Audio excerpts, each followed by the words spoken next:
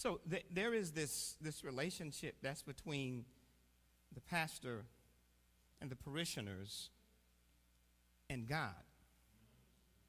And really it goes deeper than just relationship. It actually moves into covenant. How many of you understand that covenant is stronger? It's a stronger word. It's a stronger term than agreement or walking together or contract, those kinds of things. It is a special kind of relationship. And so just like marriage is a very special kind of relationship, it's a life and death, or if it's not life, it is death relationship. It's a relationship that cannot be broken, and it's a relationship that God himself oversees.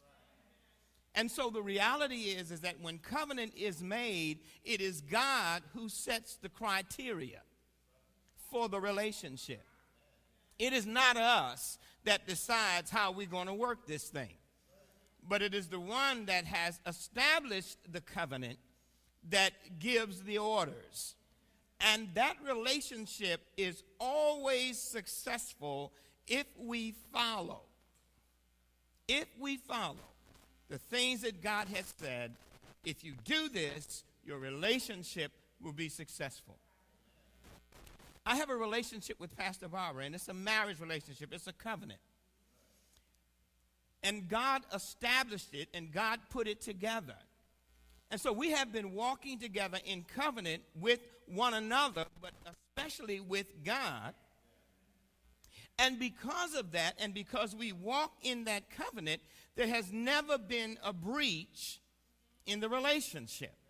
And our relationship has done nothing but grow and be successful over the years, because God spoke to me and said, this is how you treat that woman. And then God said to her, this is how you treat that man.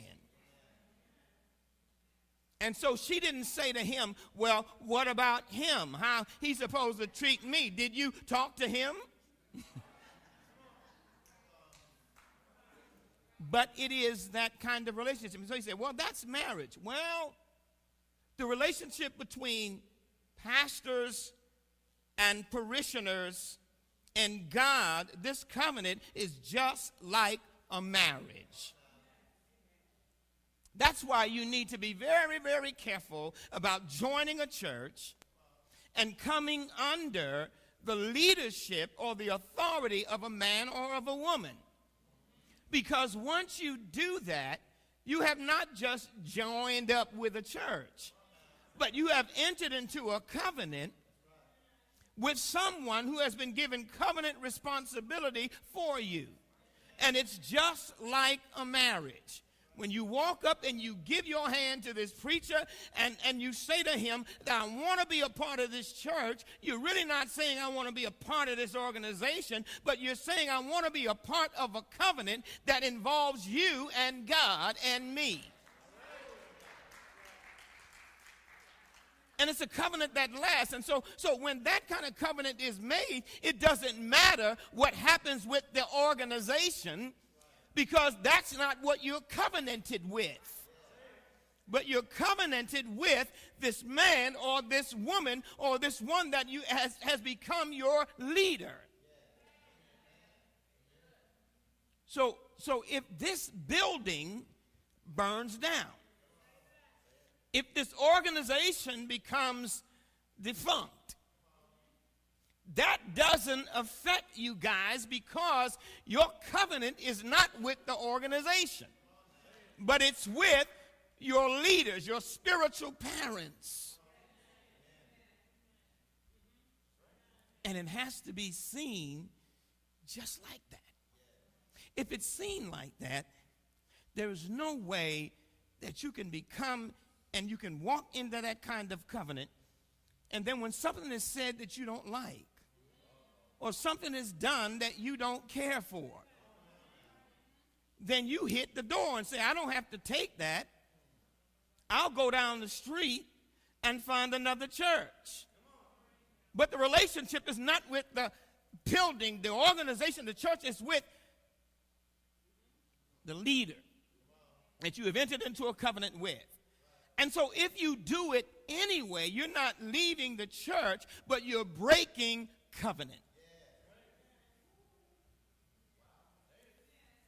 You are literally divorcing. You're breaking up. You are tearing and putting asunder that which God has put together.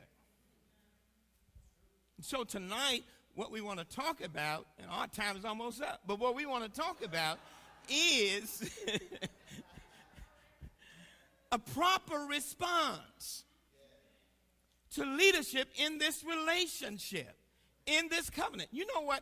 The success of this ministry, and hear me, y'all, the success of this ministry has to do with how successfully you negotiate and how successfully you walk in covenant relationship with those who you have covenanted with.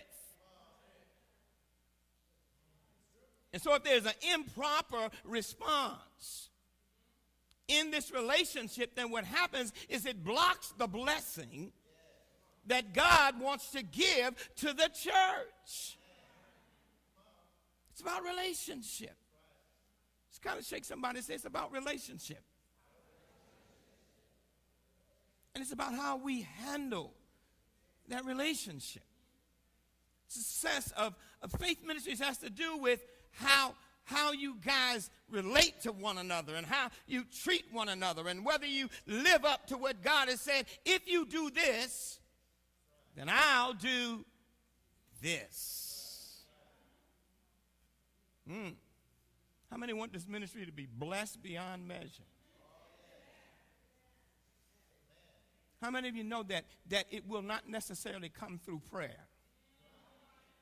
It may not necessarily come through advertising and promotion, but it will come through how the relationship is being handled.